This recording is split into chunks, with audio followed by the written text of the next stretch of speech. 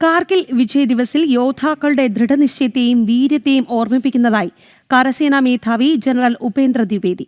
ഭാരതം നേടിയത് ഐതിഹാസികമായ വിജയമാണ്.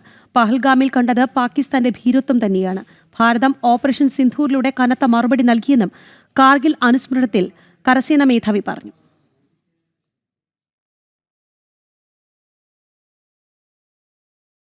ജിഷ്ണു കൃഷ്ണനുണ്ട് വിശദാംശങ്ങളുമായി. ജിഷ്ണു, കരസേനാ മേധാവി ഒരു കാര്യം ചൂണ്ടിക്കാട്ടി, പഹൽഗാമിൽ കണ്ടത് പാകിസ്ഥാന്റെ ഭീരുത്വമാണ്.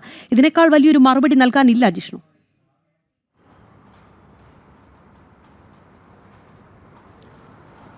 രാഖി, കാർഗിൽ വിജയ് ദിവസിൽ കാർഗിൽ ദ്രാസിലെ അനുസ്മരണ പരിപാടികളിൽ ഈ വിജയാഘോഷ പരിപാടികളിൽ പങ്കെടുത്തുകൊണ്ട് സംസാരിക്കുമ്പോഴാണ് ജനറൽ ഉപേന്ദ്ര ദ്വിവേദി കരസേനാ മേധാവി പഹൽഗാം ഭീകരാക്രമണവും ഓപ്പറേഷൻ സിന്ദൂറുമായി ബന്ധപ്പെട്ട കാര്യങ്ങളും ചൂണ്ടിക്കാട്ടിയിട്ടുള്ളത്. പഹൽഗാമിൽ കണ്ടത് പാകിസ്ഥാന്റെ ഭീരുത്വമാണ് എന്ന് അദ്ദേഹം വളരെ കൃത്യമായി എടുത്തു പറയുകയുണ്ടായി. എന്നാൽ ആ ഭീരുത്വത്തിന് ഭാരതം ധൈര്യത്തോടെയാണ് മറുപടി നൽകിയിട്ടുള്ളത്. ഓപ്പറേഷൻ സിന്ദൂറിലൂടെ അതിർത്തി കടന്നുകൊണ്ട് ഭീകരതയ്ക്ക് സഹായം നൽകിയവർക്കും കനത്ത മറുപടിയാണ് നൽകിയിട്ടുള്ളത്. പാകിസ്ഥാൻ എക്കാലവും ഇത്തരത്തിൽ ചതിയിലൂടെയും ഭീരുത്വത്തിലൂടെയുമാണ് ഭാരതത്തിൻ്റെ മണ്ണിലേക്ക് നുഴഞ്ഞു കയറാൻ ശ്രമിച്ചിട്ടുള്ളത്.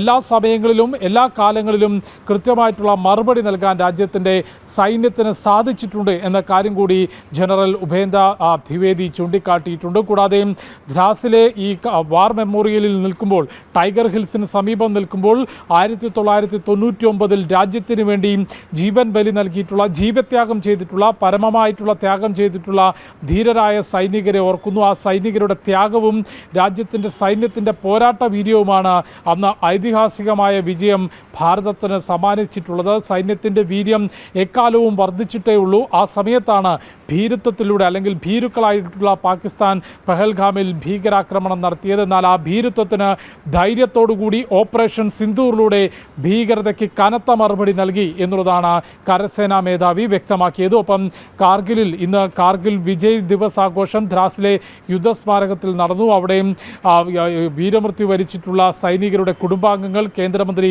മൻസുഖ് മാണ്ഡവ്യ, കേന്ദ്ര പ്രതിരോധ മന്ത്രി സഞ്ജയ് സേത്ത്, കൂടാതെ കരസേനാ മേധാവി, വിദ്യാർത്ഥികളും പ്രദേശവാസികളുമായി വലിയൊരു ആൾക്കൂട്ടം, വലിയൊരു ജനാരവം അവിടെ ഒത്തുചേർന്നിരുന്നു. മൻസുഖ് മാണ്ഡവ്യ ചൂണ്ടിക്കാട്ടിയിട്ടുള്ളത് തന്നെ രാജ്യം അല്ലെങ്കിൽ ഭാരതം വികസിത രാജ്യമായി കെട്ടിപ്പടുക്കുമ്പോഴും സൈനികരുടെ ഈ പരമമായ ത്യാഗം എന്നും ഓർമ്മിപ്പിക്കപ്പെടും. രാജ്യത്തിൻ്റെ ഇനി വരുന്ന പുതിയ തലമുറകളും ആ ജീവത്യാഗം ഓർമ്മിക്കും എന്നാണ് ചൂണ്ടിക്കാട്ടിയത്. രാജ്യത്തിൻ്റെ വിവിധ കോണുകളിൽ ഇന്ന് കാർഗിൽ വിജയ് ദിവസ് ആഘോഷവും സൈനികരുടെ അല്ലെങ്കിൽ അന്ന് വീരമൃത്യു വരിച്ച സൈനികരുടെ ഓർമ്മ പുതുക്കുന്ന പരിപാടികളും നടന്നു.